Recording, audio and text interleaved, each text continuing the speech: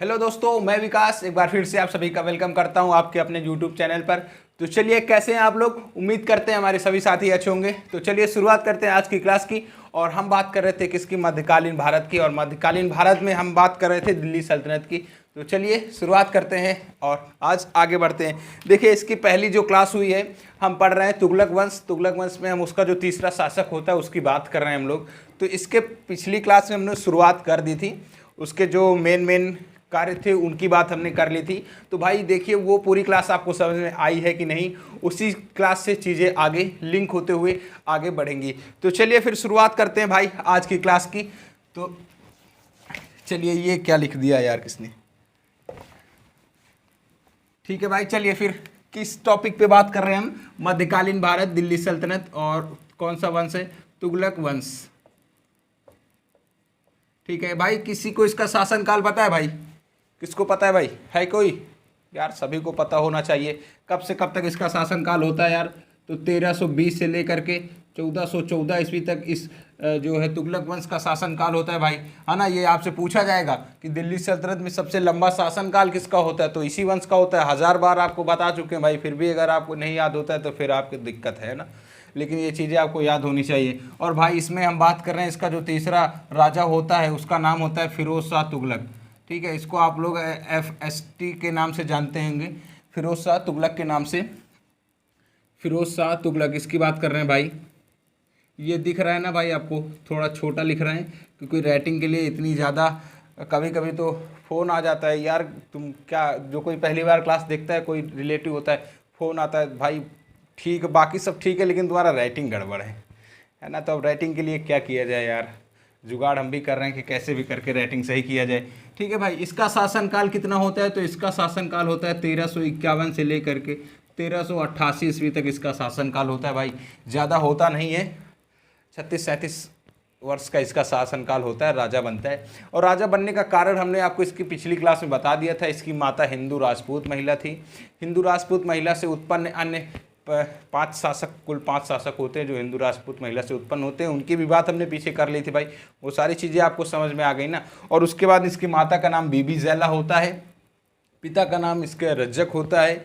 मोहम्मद बिन तुगलक या जोना खां कहें हम, उसी को जोना खां भी कहते हैं, उसी का ये सौतेला भाई था, चचेरा भाई था, सॉरी चचेरा भाई था उसका।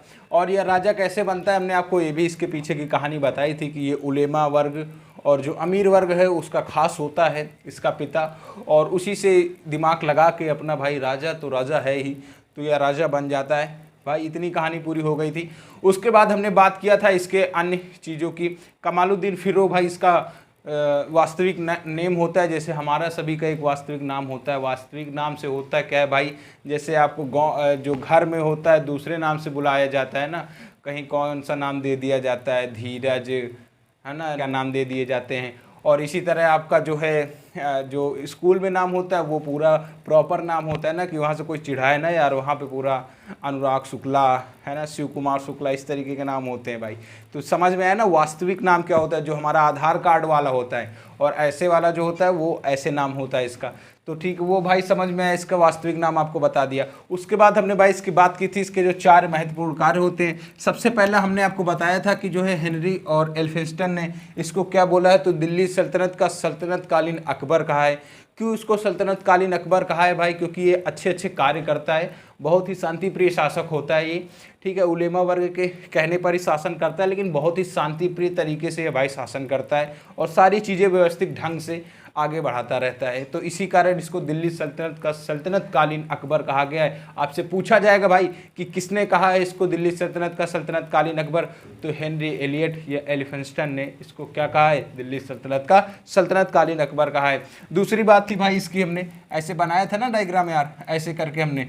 दूसरी बात थी इसकी कि हमने आपको बताया था कि ब्राह्मणों से जजिया कर लगाने वाले प्रथम शासक होता है। बहुत बार आपसे परीक्षा में पूछा गया है। और ये ऐसा नहीं है भाई कि कोई भी परीक्षा आ रही है, जैसे पेट की आ रही है तो आप उसकी तैयारी करें, ऐसा नहीं है।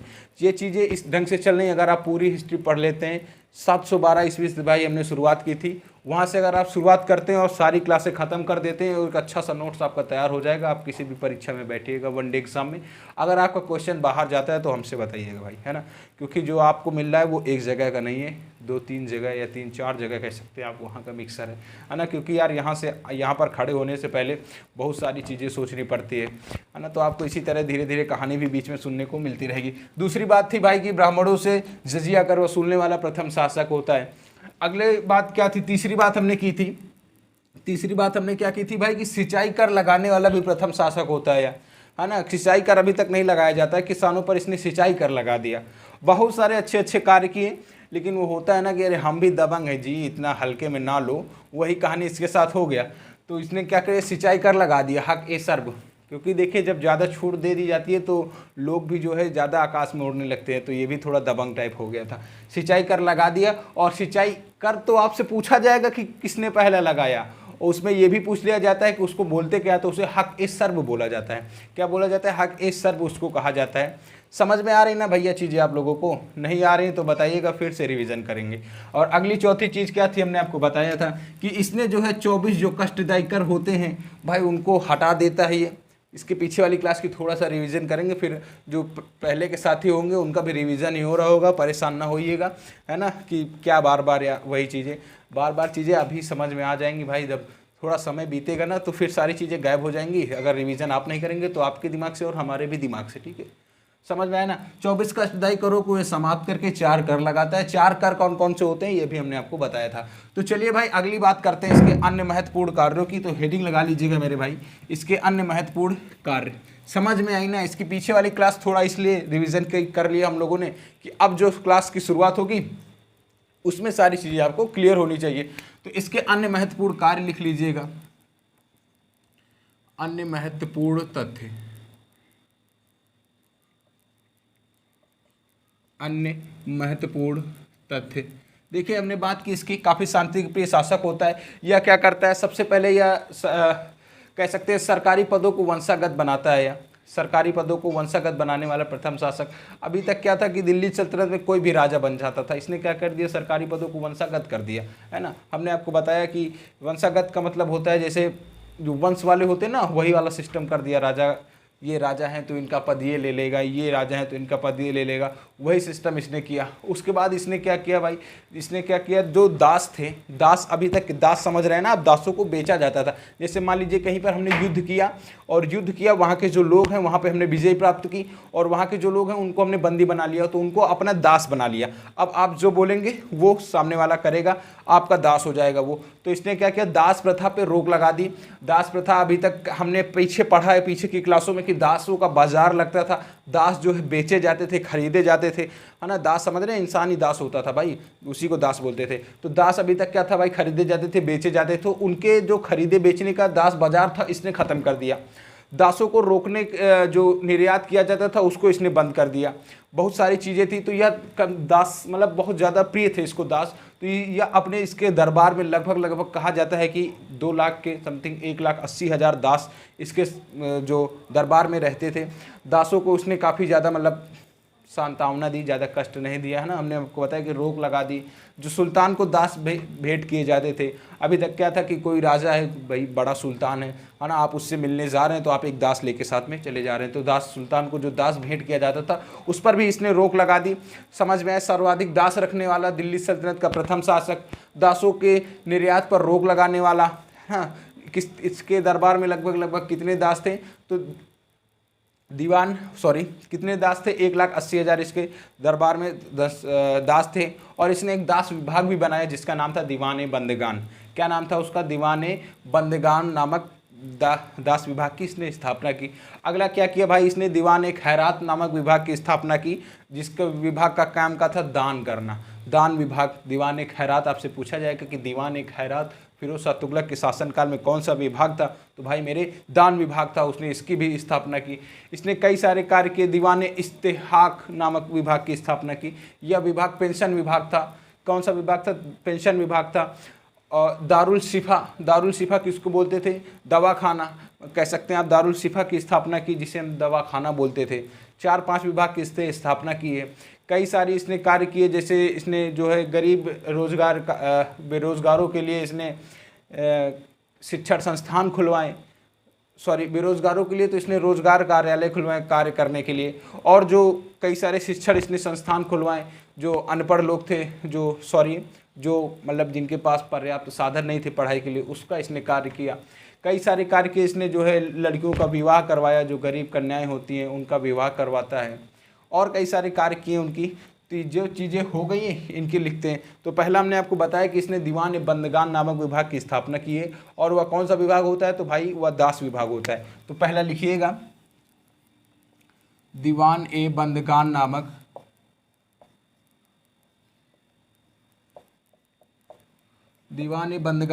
विभाग की स्थापना की,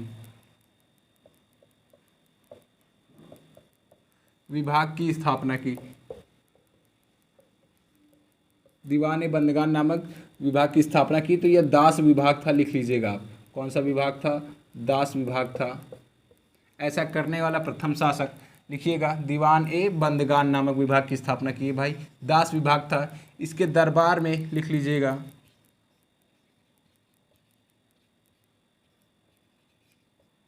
लगभग कितने दास रहते थे, तो 1,80,000 लिख लीजिएगा दास थे। अगला लिखिएगा भाई, दासों के निर्यात पर रोक लगा दी,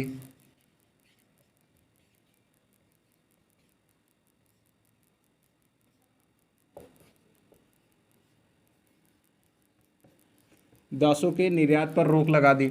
अगला लिख लीजिएगा भाई कि सुल्तान को भेंट किए जाने वाले दास पर रोक लगा दी, सुल्तान को दास भेंट करने पर रोक, दास भेंट करने पर रोक। भाई ये चीज़ें आपको दिख रही हैं ना, थोड़ा समय दीजिएगा, हम खुद ही देख लेते हैं। जी पूरा सब क्लियर है भाई, अब और थोड़ा हो गया होगा। चलिए ठीक है भाई, सारी चीज़ें आपको दिख रही हैं जी।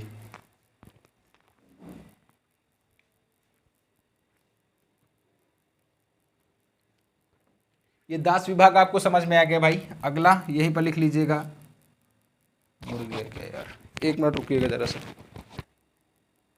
चलिए सब सही है।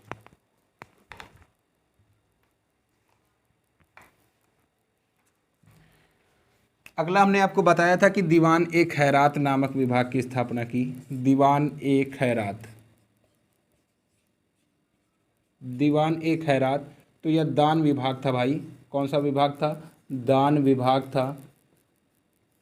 इसी से क्या किया इसने, गरीबों को दान देना प्रारंभ किया, लिख लीजिएगा गरीबों को दान देना प्रारंभ किया, मतलब गरीबों को दान देता था इसी से, गरीबों को दान देता। ये सारी चीज़ें प्रॉपर आप इसी तरह नोट करिएगा, और उम्मीद करते हैं आप ये सारी चीज़ें फॉलो कर रहे होंगे। आप देखिएगा अगर आप डेली क्लास करते हैं आपके अंदर एक अलग बदलाव खुद आने लगेगा। ठीक है भाई, पूरा नोट करिएगा, फिर आगे बढ़ते हैं। जल्दी से करिएगा, टाइम मत लगाइएगा बिल्कुल भी।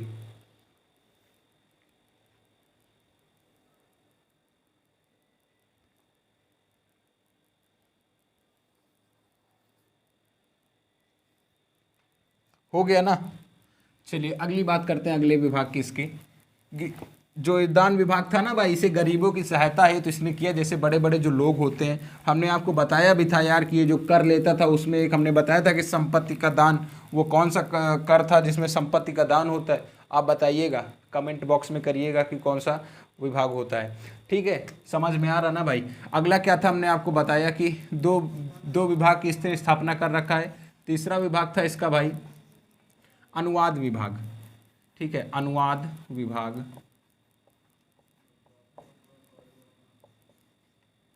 अनुवाद विभाग की स्थापना की। अनुवाद विभाग क्या था भाई, जो इसके काल में कह सकते हैं जो ग्रंथ मिलते थे, है ना, जो ग्रंथ मिलते थे उसका इसने अनुवाद करने के लिए दीवान अनुवाद विभाग की भी इसने स्थापना की। कौन सा लिख लिए इसमें कि इस विभाग की स्थापना क्यों की है, तो लिखिएगा भाई, एक मिनट रुकिएगा जरा सा।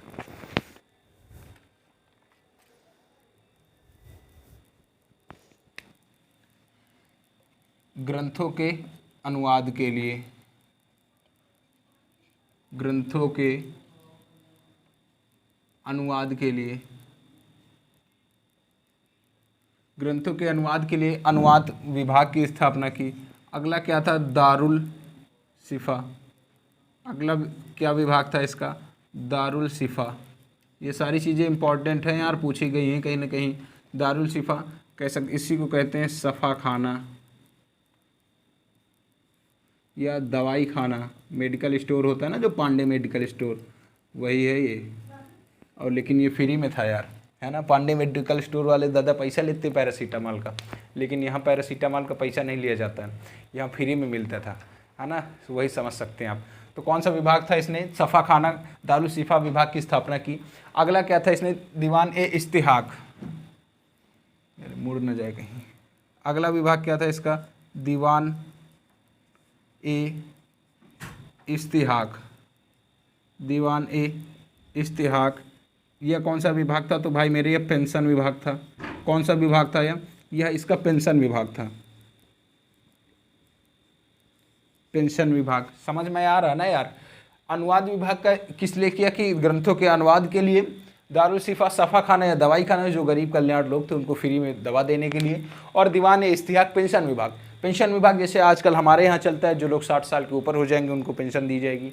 जो भी उसके जो सैनिक वगैरह थे, इन सब चीज़ों के लिए इसने पेंशन विभाग की इसने स्थापना की थी।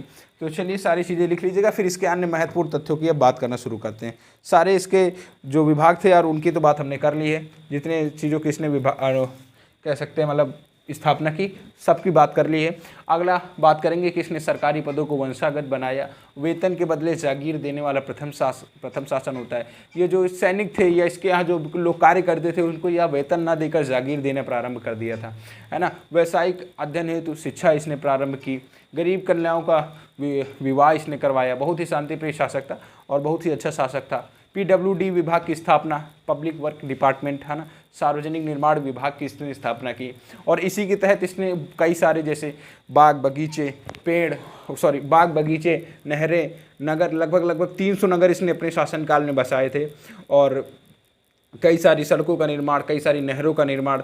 और याद रखिएगा कि दिल्ली सल्तनत में किसानों का स्वर्णिम युग इसी का तुगलक वंशी कहलाता है। और तुगलक वंश में किसका? फिरोज शाह तुगलक का शासनकाल किसानों के लिए स्वर्णिम युग कहलाता है, क्योंकि किसानों के लिए इसने कई सारी नहरों का निर्माण करवाया था। नहरों का निर्माण करवाने के अलावा इसने कई सारे कुएँ, तालाब, इन सारी चीज़ों का निर्माण करवाया था।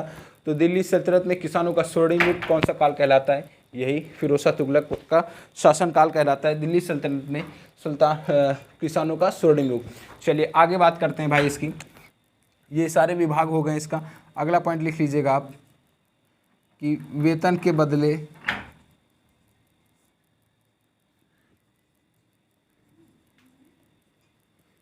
बदले जागीर देना प्रारंभ किया। वेतन के बदले जागीर देना प्रारंभ। अगला क्या था इसने? कि सरकारी पदों को वंशागत बनाया। सरकारी पदों को वंशागत बनाया।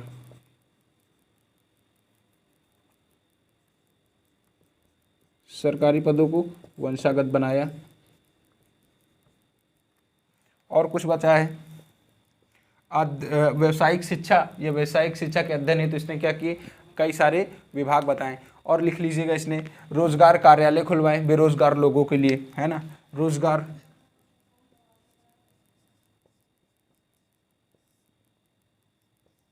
रोजगार विभाग की स्थापना क्यों करेगा? बेरोजगारों के लिए। किसके लिए? बेरोजगारों के लिए। बेरोजगारों के लिए रोजगार विभाग की स्थापना की है। नीचे वाला आपको दिख रहा है पूरा? नीचे वाला नहीं दिख रहा।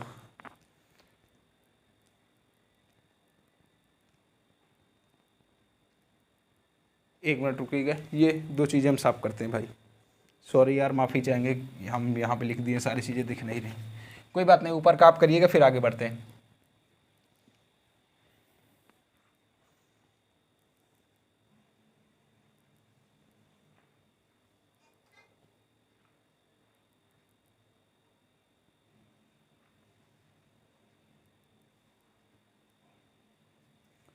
चलिए हो गया भाई, वापस आते हैं फिर। चलिए आगे बढ़ते हैं। सारी चीज़ें उम्मीद करते हैं आपको समझ में आ रही होंगी, नहीं आती हैं बताइएगा, फिर से बात कर लेंगे, कोई दिक्कत वाली बात नहीं है। अगला हमने आपको बताया कि व्यावसायिक शिक्षा प्रारंभ की, और एक और हमने क्या बताया कि सरकारी पदों को वंशागत बनाया। सरकारी पदों को वंशागत बनाया, सरकारी पदों को वंशागत बनाया। इसने एक कार्य और किया था, ताश ए घड़ियाल नामक जलघड़ी का निर्माण करवाया था। जलघड़ी का निर्माण करवाया,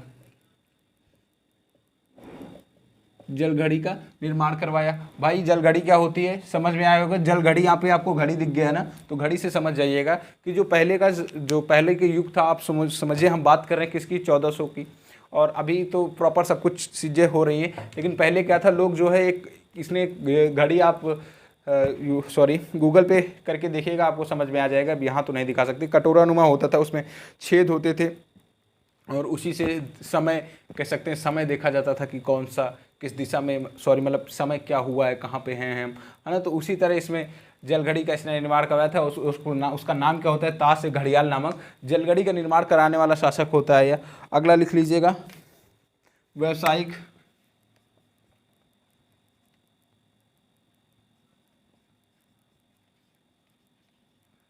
व्यावसायिक शिक्षा का प्रारंभ किया, है ना, व्यावसायिक शिक्षा का प्रारंभ। अगला लिख लीजिएगा, गरीब कन्याओं का विवाह करवाने वाला प्रथम शासक था ये, ठीक है।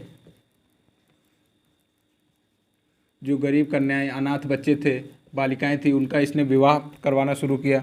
अगला हमने आपको बताया कि इसने PWD विभाग की स्थापना की। PWD पब्लिक वर्क्स डिपार्टमेंट, या लिख लीजिएगा सार्वजनिक निर्माण विभाग, सार्वजनिक निर्माण विभाग की स्थापना। अब इसी के तहत इसने इस विभाग की स्थापना कर दी है। अब इसी के तहत इसने क्या किया, लगभग 300 नए नगर बसाए, लगभग 300 नगर बसाए। कौन कौन से प्रमुख नगर बसाए भाई, अभी उनकी भी आगे हम बात करेंगे, परेशान मत होइएगा। लगभग 300 नए नगर बसाए हैं। अगला कार्य क्या किया, सड़कें, नहरें, बाग बगीचा आदि लगवाएं, ठीक है भाई, इत्यादि आदि कार्य इसने किए। समझ में आया। PWD सार्वजनिक निर्माण विभाग या पब्लिक वर्क्स डिपार्टमेंट की स्थापना करता है। आपसे पूछा जाएगा कि पब्लिक वर्क्स डिपार्टमेंट की स्थापना करने वाला प्रथम शासक कौन होता है, तो फिरोज शाह तुगलक ही होता है। अगला लिख लीजिएगा, महत्वपूर्ण है हमारा, शरीयत के अनुसार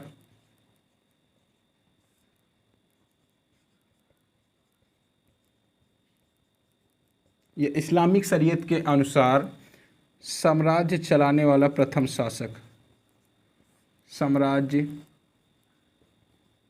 चलाने वाला प्रथम शासक, ये पूछा जाएगा कि इस्लामिक शरीयत के अनुसार कह सकते हैं साम्राज्य चलाने वाला, तो प्रथम शासक FST ही होता है। सारी चीज़ें हो गई, अब नोट करिएगा, फिर आगे की बात करते हैं। इसके 2 अभियान इसने किए हैं अपने जीवन में। हमने आपको बताया ना कि काफ़ी शांतिप्रिय शासक होता है, लेकिन अभियान, अब राजा है तो अभियान तो करेगा ही करेगा भाई।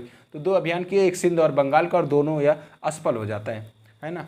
ज़्यादा इधर उधर इसने ध्यान नहीं दिए। अब आप ही सोचिए, देखिए जो युद्धों पे ध्यान नहीं देगा, जो राजा युद्ध नहीं करेगा, शांतिप्रिय होगा, तो वो जाहिर सी बात है नए नए कार्य करेगा। और अभी तक हमने क्या बात की कि कई इनसे युद्ध हुआ जा रहा, अब वही हो जाता है ना कि हम भी दबंग हैं जी, इतना हल्के में ना लो, और उसी में मैटर खराब हो जाता है यार। फिर कहते हैं आप दबंग नहीं है तो हम भी दबंग नहीं है, और युद्ध होगा। अब युद्ध होगा तो जाहिर सी बात है कि नुकसान होगा प्रजा का, और हमारा और आपका भी। काफ़ी ज़्यादा पैसा खर्चा होगा, सैनिक मारे जाएंगे, नए नए सैनिक भर्ती करने पड़ेंगे, काफ़ी घोड़े और जो चीज़ें थी, अस्त्र शस्त्र, इन सारी चीज़ों का नुकसान होगा, तो उन सारी चीज़ों में पैसा जाएगा। और इसका कार्य क्या था, इसने युद्ध वगैरह किए ही नहीं, तो सारे काम इसने इसी तरह कोई नया नया विभाग बनाया, ये किया वो किया, तो यही सारे कार्य किए। तो याद रखिएगा, अगर आपने नोट कर लिया हो तो आगे बढ़ते हैं भाई। चलिए फिर आगे बढ़ते हैं।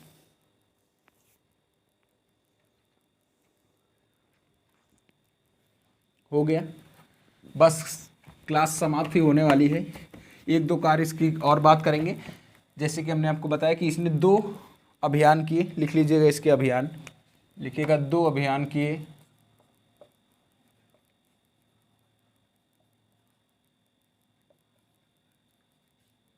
दो अभियान की बात कर रहे हैं, इसी की बात कर रहे हैं, ऊपर हेडिंग लगी हुई है भाई, कंफ्यूज मत होइएगा कि किसकी बात कर रहे हैं। एक सिंध में किया और दूसरा किया बंगाल में।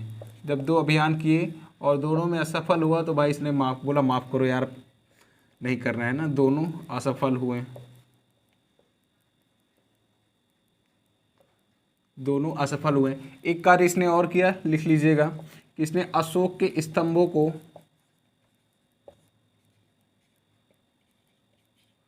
अशोक के 2 स्तंभ, स्तंभ क्या होता है आपको समझ आ जाए, अभी बताते हैं आपको, है ना। अशोक के 2 स्तंभ, टोपरा और मेरठ,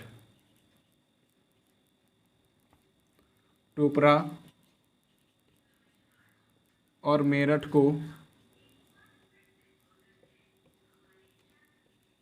दिल्ली लाकर गड़वाया, ठीक है।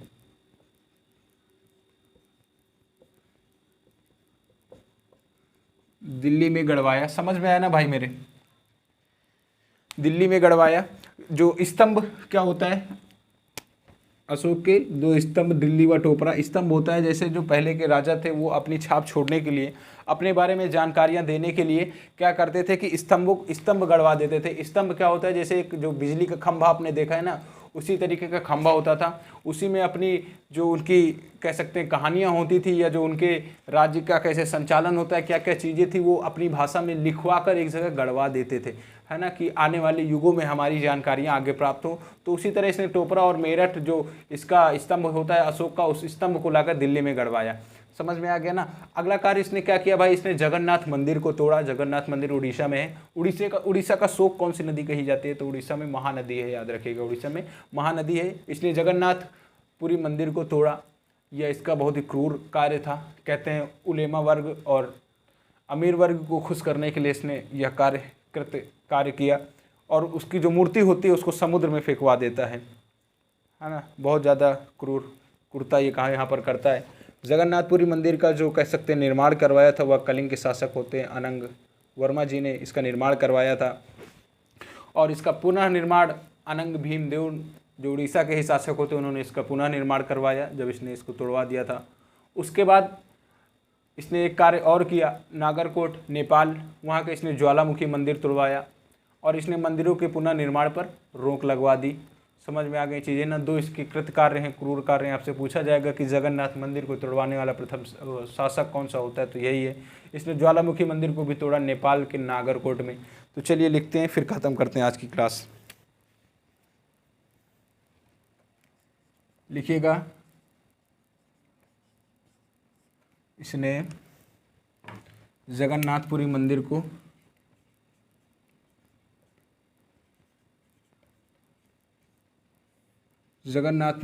तोड़ा,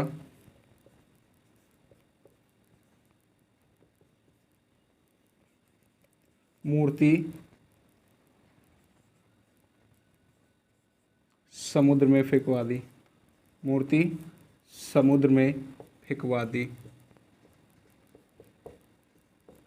लिखिएगा, जगन्नाथपुरी मंदिर का निर्माण कहाँ पर है। जगन्नाथपुरी मंदिर तो मेरे भाई उड़ीसा में है। लिख लीजिएगा, इसका निर्माण कलिंग शासक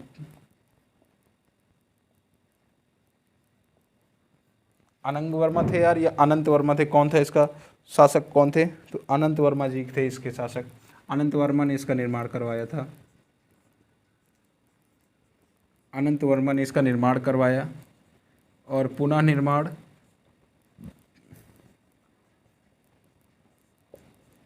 उड़ीसा के ही शासक होते हैं अनंग भीमदेव। अनंग भीम देव ने करवाया पुनः निर्माण इसका। ठीक है। और इसने मंदिरों के जो पुनर्निर्माण पर रोक लगवा रखी थी। समझ में आ रहा ना, चीज़ें आपको सारी दिख रही हैं जी। इधर शायद आप अनंग भीमदेव लिखा हुआ है भाई, अगर आपको नहीं समझ में आता है और कोई भी चीज़ आपको नहीं समझ में आती है आप कमेंट करिएगा, आपको बता देंगे। राइटिंग के उसमें मत जाइएगा, राइटिंग का कोई मतलब नहीं है। चलिए जल्दी से नोट करिएगा चीज़ें, फिर आगे बढ़ते हैं। अभियानों की बात हमने इसकी कर ली है। एक और मंदिर यह तुड़वाता है नेपाल के नागरकोट में, उसकी भी बात करते हैं।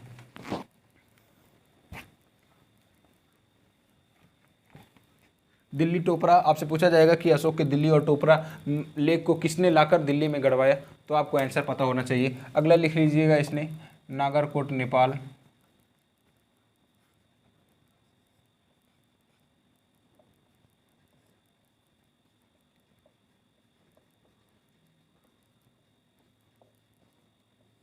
ज्वालामुखी मंदिर को तुड़वाया। अगला लिख लीजिएगा मंदिरों के पुनः निर्माण पर रोक लगा दी।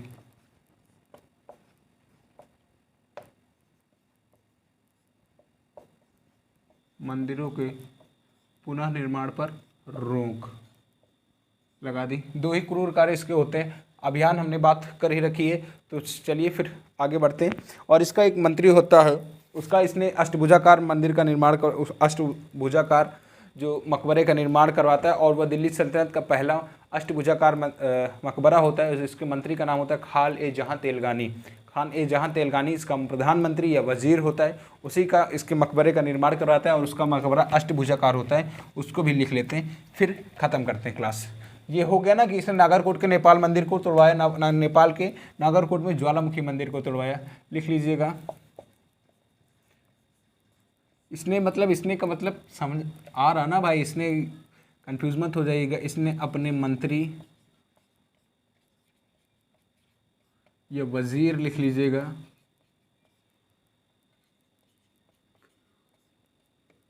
खान ए जहां तेलगानी,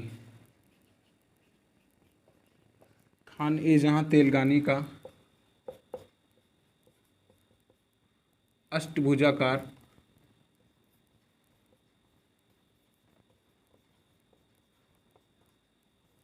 अष्टभुजाकार मकबरा बनवाया। ठीक है, लिख लीजिएगा दिल्ली सल्तनत में, दिल्ली सल्तनत का प्रथम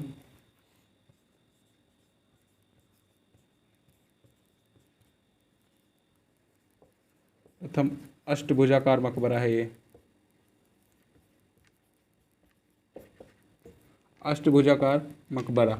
ठीक है, चलिए ख़त्म करेंगे यहीं पर। बाकी सारी चीज़ें की बात अगली क्लास में करेंगे, क्योंकि ज़्यादा लंबी क्लास नहीं कर सकते, और क्यों नहीं कर सकते आपको वजह पता है। तो सारी चीज़ें आपको समझ में आई, जितनी भी चीज़ों की बात की है सारी चीज़ें आपको समझ में आनी चाहिए। बहुत ही धैर्य से, बहुत ही शांतिप्रिय तरीके से हमने किया है। अगर आपको चीज़ें नहीं समझ में आती, लिखने में ज़्यादा समय जाता है, तो आप बताइएगा, कोई दिक्कत नहीं, हम लिखना और कम कर देंगे। जहाँ से इतनी सारी चीज़ें लिखते हैं और शॉर्ट कर देंगे, और चीज़ें कम ही कर दी हैं धीरे धीरे। तो चलिए फिर क्लास को समाप्त करेंगे। उम्मीद है आपको चीज़ें समझ में आई होंगी। अगर आपको चीज़ें समझ में आती हैं तो चीज़ों को आगे बढ़ाइएगा, है ना। इससे क्या होगा, आपको और अच्छी चीज़ें मिलना शुरू हो जाएंगी। तो चलिए फिर आज की क्लास को यहीं पर समाप्त करेंगे। कल मिलेंगे अपनी नई क्लास में। तब तक के लिए सभी को जय हिंद, जय भारत।